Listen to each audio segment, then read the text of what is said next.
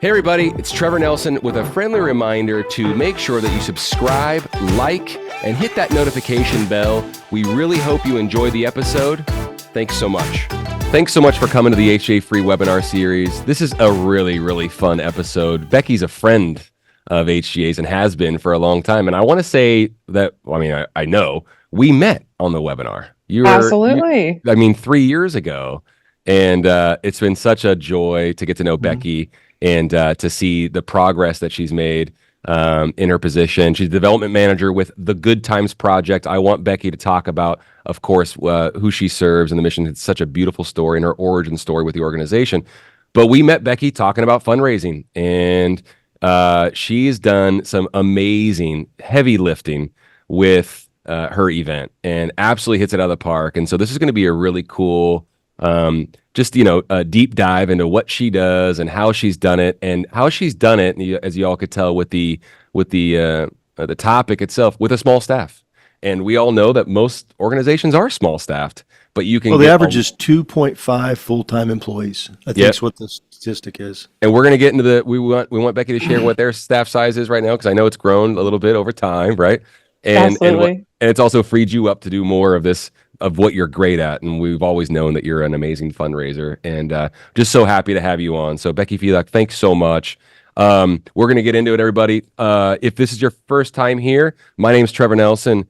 Jason Ledlow, my partner. We're from HGA Fundraising. A little bit about us. We provide the most profitable auction items in fundraising. We don't just do really fun webinars and podcasts, but that's our claim to fame. But our big focus is giving away our best information for free, and this is going to be no different. So, and if you're joining us again, it's good to see you. Thanks so much for coming. This is a very interactive webinar. We have a Q&A function. You can ask questions anonymously, whatever you like. We have a chat feature as well. So do us a favor, as every week, please keep the questions coming, thoughts, experience, all the above. This is not your grandmother's webinar, so we like to share and all that good stuff. And please, that's what we're here for. So thanks so much, everybody, for coming. Thank you, Becky, for coming. Jay, I'll let you take. I always forget. State of the end and win. We're going to give something away. Because we're going to give something away. Well, I forget because Jason gets to do it. He's the generous one. So we give away some really fun stuff at the end of the webinar. Well, every time I let you give away stuff, you try to give away the farm, and we're still trying to hatch a few. We're still recovering from the last time I gave away stuff. Yeah. That was a long one. But well, listen, I want to just start off by, we said this.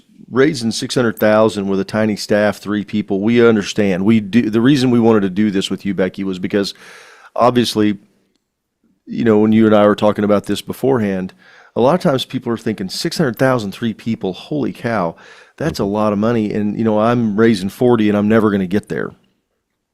And I think, to your point, starting off to say, well, you didn't start off. It wasn't your first event that did $600,000, obviously. So why don't you just tell us a little bit kind of about, you can kind of give us a background on the Good Times Project, and then where that fundraising is happening, especially over the last 3 or 4 years, how it's evolved. Absolutely. Yeah. I'm so excited to be here with you all. And thank you for all those kind words. I'm starting to believe the things myself, but every time you speak so highly of me, I, blush a little and have that imposter syndrome. I think that's why we're here. To a certain extent. But yeah, so my name is Becky Felak. I work for the Good Times Project out in Seattle, Washington. We run camps and programs for families who have been impacted by childhood cancer. So we actually just ran one of our summer camps last week. I was just telling Jason and Trevor, I got to be a volunteer in a cabin with a group of 10 and 11-year-olds, just getting to really get into the mission and kind of why I raise all that money is to make those magical moments happen. But yeah, we're a fairly young organization, so we're in our 11th year, about to start our 12th year. But we did inherit our large fundraising event and a few of our programs from another organization. So they were kind enough to let us keep going with our annual gala that had kind of been established to a certain extent. When we first started running it, we were bringing in like $150,000 to $200,000 11-ish years ago, and the past couple of years it's been in the $500 to $600 range. So just to kind of put into perspective what that kind of growth great has growth. been. Yeah, 500 to 600,000 at each event. Yeah. That's awesome. Yeah. That's awesome.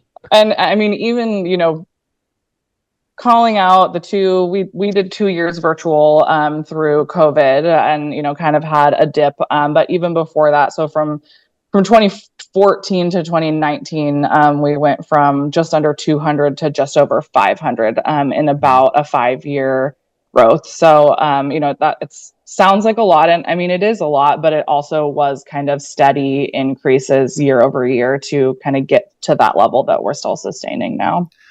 I'm going to ask you, I know I got several questions. I know Trevor's got some. We have some things we want to do. Yeah.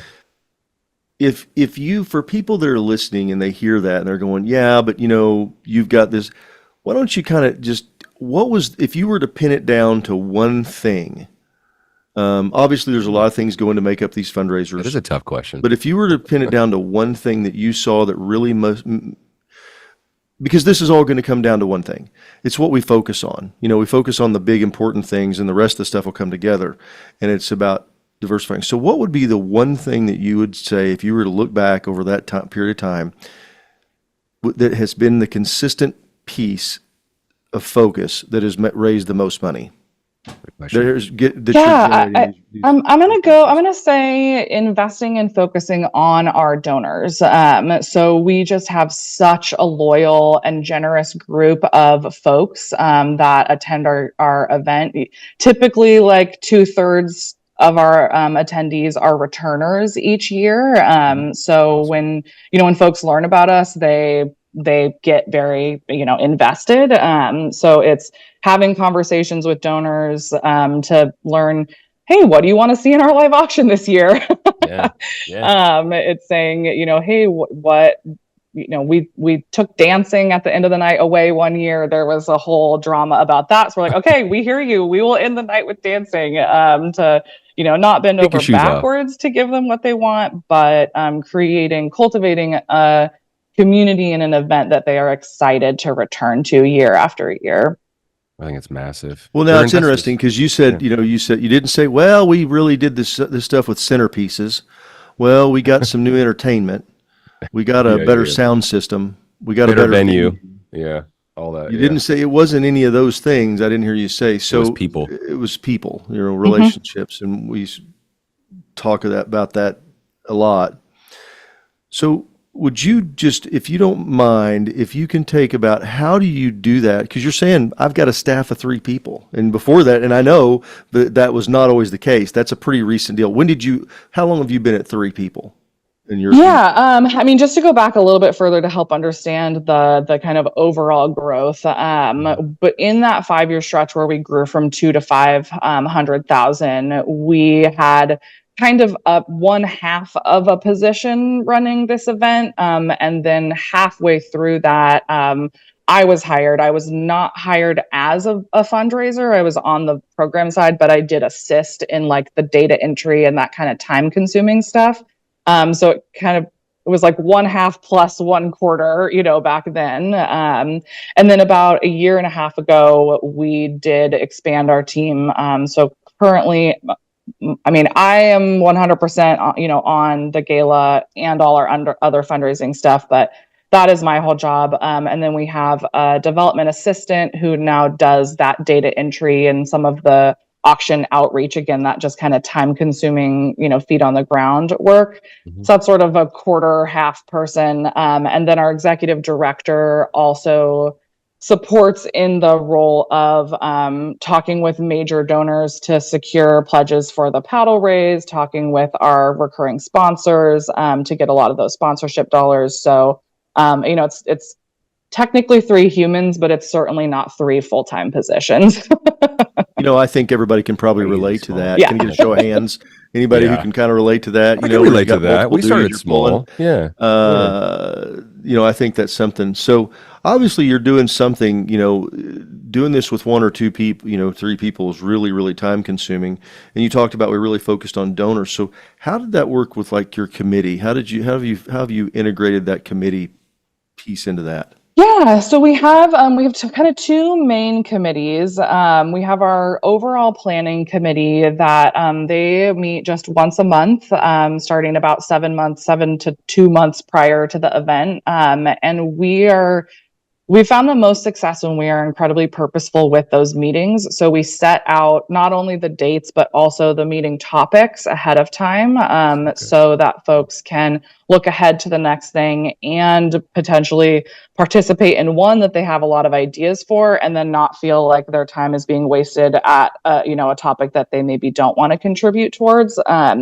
So we have a kickoff meeting that just kind of goes over the overall flow of the event, how people can stay involved, and then we love to hear like, what are your pressing ideas? What are you coming in hot with? We then dive into sponsorships, brainstorming connections or types of people that we can reach out to. Our next meeting is talking about the event flow and the guest experience. So this is more like, what could our centerpieces look like? What is our schedule, going to look like? What are our revenue enhancers going to be this year? That kind of more maybe fun stuff. Yep. Then we talk about volunteer roles and the volunteer experience. And then our final meeting is kind of just an odds and ends, last little things. So we found success with that structure in the last couple of years to really set expectations of what folks are going to be coming to speak about. And I think it helps the committee feel very purposeful.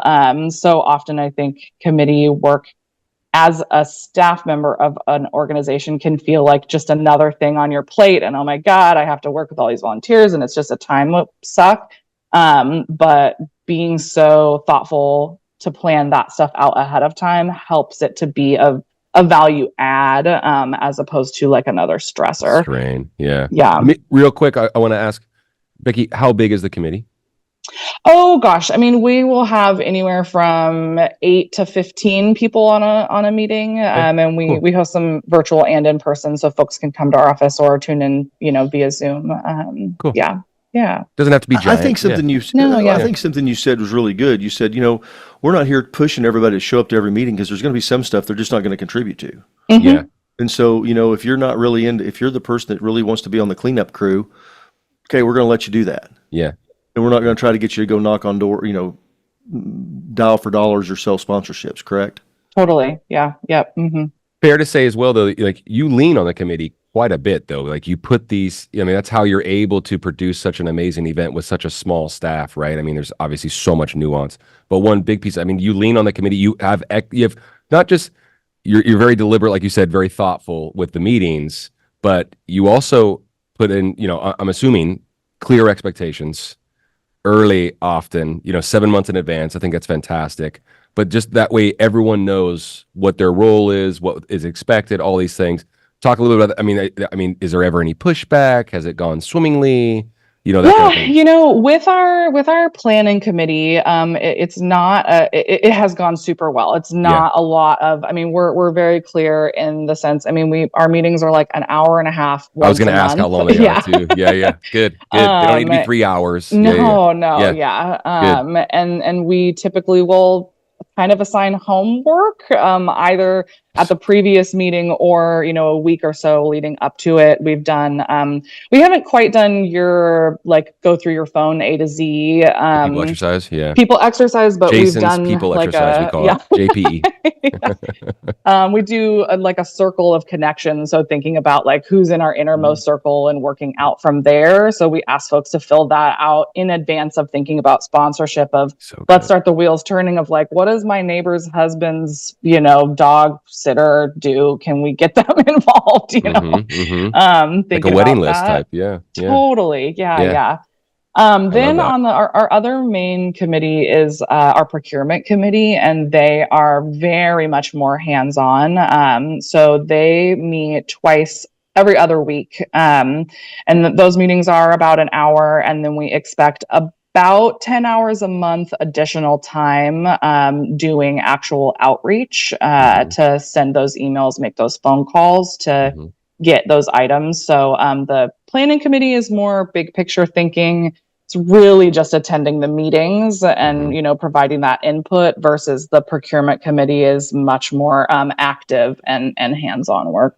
And that one, we try to be set expectations ahead of time and ask for folks to be as transparent as possible, to say, we get it, your lives get busy, and if you can't do the outreach that has been assigned to you, we would rather you let us know that instead of stressing and holding on to it and putting it off. Like, we can take that on, we can reassign it. And we have had some good success with that, of just saying, it's okay to not do what you say, as long as you just tell us that you can't do it.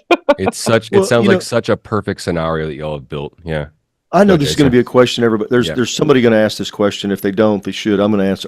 Please ask questions, everybody. So please give these questions. But here's a question. So let's just say what you said with the procurement committee. Somebody says, "Hey, I'm going to do." How many people are on the procurement committee first? About 10, 8 to 10. About 10. And I get on there and I make a commitment and I say, "Hey, I'll get these calls done and everything by the time our next meeting goes." What happens if I don't? Yeah, it's how is that pressure applied? How is that pressure applied? Because everybody says, we talk about, we just need to hold our committees accountable.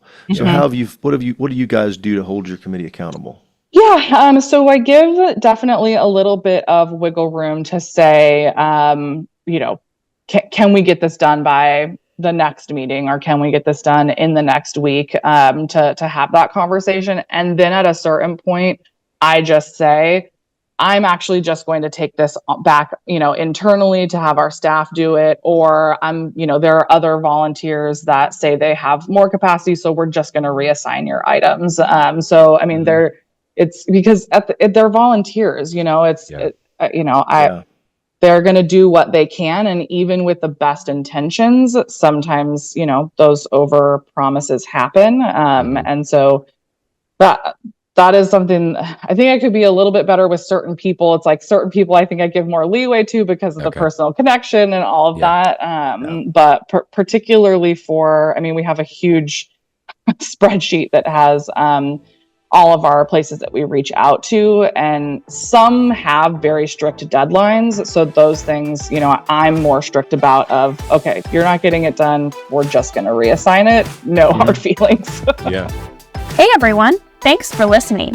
If you love our podcast, click the download button, rate us, and follow us on social media at HGA Fundraising. Get out there, start fundraising, and raise more money. See you next time.